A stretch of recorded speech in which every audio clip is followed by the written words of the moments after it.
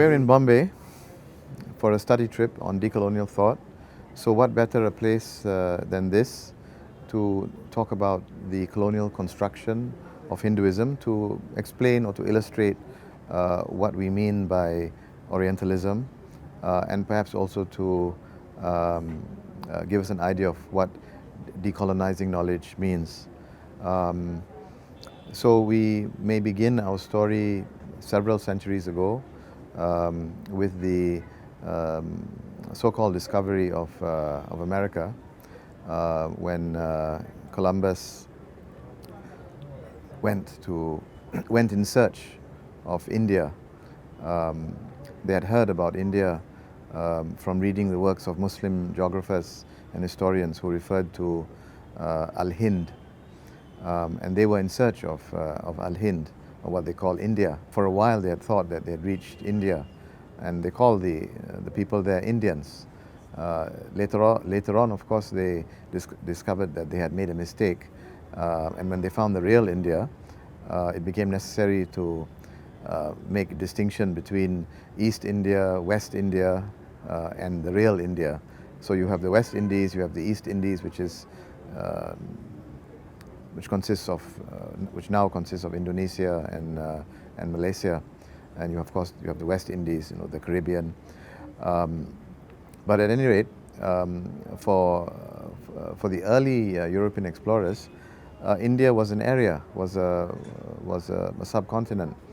But as they came to know more of India, and they came to explore the religions of India, they recognized certain religious communities. They recognized the Jews and the Muslims and the Christians in India, but the rest of the people, the rest of the Indians with whom they were not familiar, were looked upon by the Europeans through the lens of Christianity. So just as in Europe you had one religion, a single religion, Christianity, consisting of various denominations and sects, the Europeans imagined that in India you have a single religion consisting of different groups, different sects, different denominations, but there was no name for that religion. There was no name for that community that they imagined to be a single religion. So they took the term Hind, which was for the Muslims the designation of a geographical region and a diverse group of people practicing different religions. The Europeans took the name Hind or Hindu and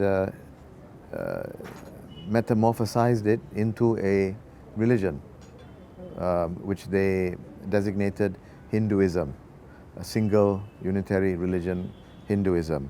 Now, that's a classic example of Orientalism, the construction of a false reality that is in contradiction or at odds with the self-understanding of the people, in this case, the Indians.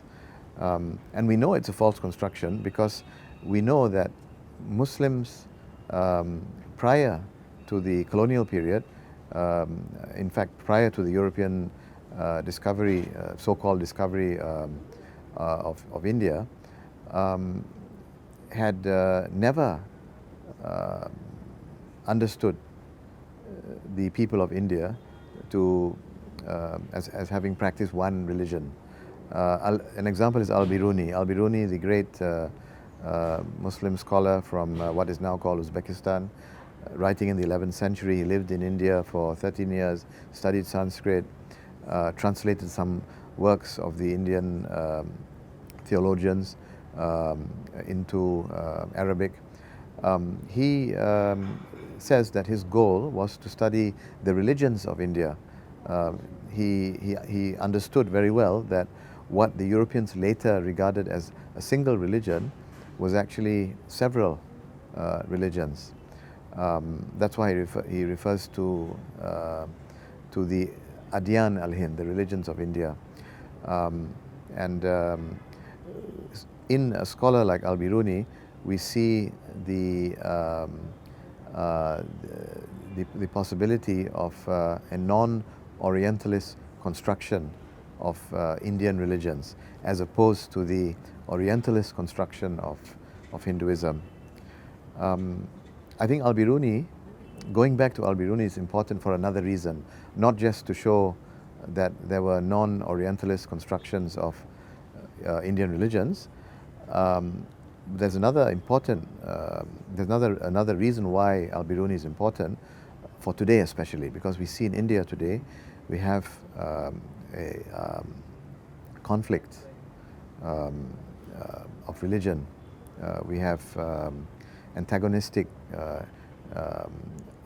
relations between certain groups among Hindus and among the Muslims.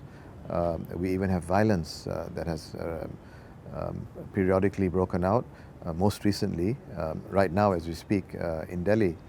And Al-Biruni shows the way for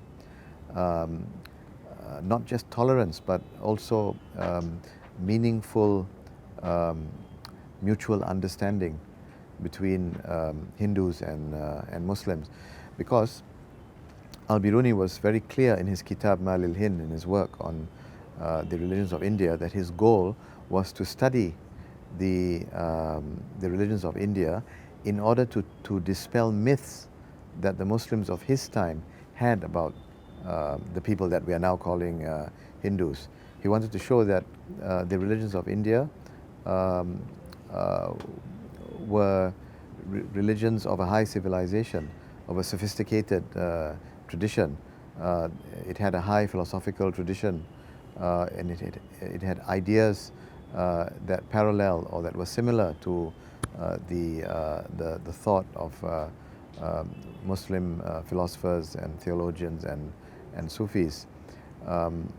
So I think in the work, in the person and in the work of Al-Biruni, we have the possibility of the beginnings of a meaningful inter-religious dialogue between contemporary Muslims and Hindus. There's an intellectual level.